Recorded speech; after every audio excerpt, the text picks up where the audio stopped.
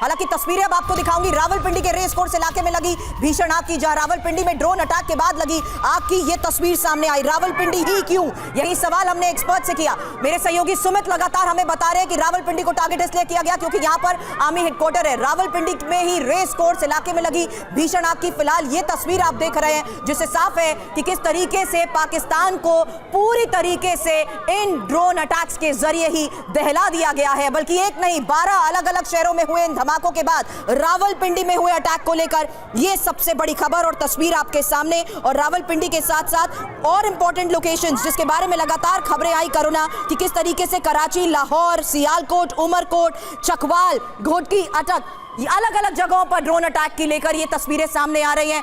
सुमित, एक बार फिर से इंफॉर्मेशन वॉल पर आइए और जिस तरीके से ये अटैक हुए हैं उनकी ये तस्वीरें साफ वहां के हालात को इस वक्त बयां कर रही हैं। Over to you Sumit. देखिए बिल्कुल, और ये तस्वीरें ये भी बयां कर रही है कि रावलपिंडी जैसे इलाके या लाहौर जैसे इलाके जिनको खास तौर पर बहुत सिक्योर माना जाता था पाकिस्तान के लिए भी और पाकिस्तान की एयर डिफेंस मूवमेंट के लिए भी, वो किस तरीके से टारगेट किए जा रहे हैं। और देखिए मैं आपको फिर कह रहा हूं, जो ड्रोन्स अटैक किए गए हैं रावलपिंडी के अंदर, ये आप मानिए कि यहां पर आपके HQ-9 जैसे एयर डिफेंस सिस्टम्स लगा रखे थे। खासतौर पे पाकिस्तान ने चीन से लेकर 9 सिस्टम्स ऐसे थे जो हाल में चीन से लिए गए थे और इन इलाकों को सिक्योर किया। लेकिन फिर भी कभी भी चीन के सारे सिस्टम्स ना तो ट्राई एंड टेस्टेड है और कभी भी वॉर जारे सिनेरियो के अंदर इनको कभी टेस्ट किया गया। Shailendra sir wants to add something. आइए सर।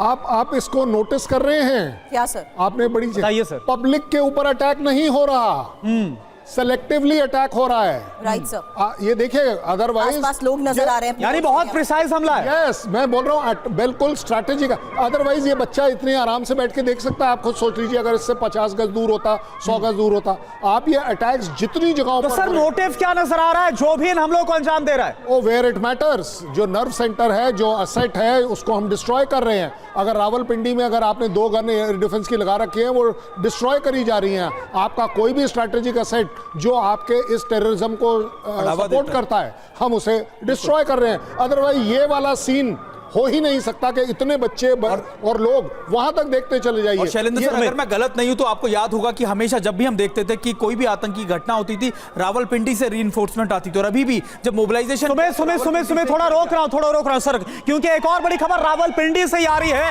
रावलपिंडी में सीरियल ड्रोन हमले, ये बहुत बड़ी खबर। रावलपिंडी के कई इलाकों में धमाकों के बाद भीषण आग लगी है, ये बहुत बड़ी खबर। पाकिस्तान में 50 से ज्यादा ड्रोन अटैक हो गए और अब क्या खबर आ रही है कि रावलपिंडी में 1-2 जगह नहीं बल्कि सीरियल ड्रोन हमले हुए, सीरियल ड्रोन अटैक्स हुए।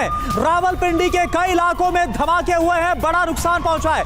धमाकों के बाद जहां तहां भीषण आग लगी हुई है और जैसा शैलेंद्र सर भी बता रहे थे कि बहुत ही टारगेटेड हमलों को अंजाम दिया गया है ताकि वहां पर रावलपिंडी, जो कि सेना का मुख्यालय है, वहां की आर्मी का मुख्यालय, कैसे वहां की सेना को धराशायी कर दिया जाए, पस्त कर दिया जाए। वहां की सेना जो TTP से लेकर बलूचिस्तान लिबरेशन आर्मी, खैबर पख्तूनख्वा, वहां पर जुल्मों सितम ढाती है। एक तरह से देखा जाए तो एक जो बदला है वो लिया जा रहा है आर्मी के किए का।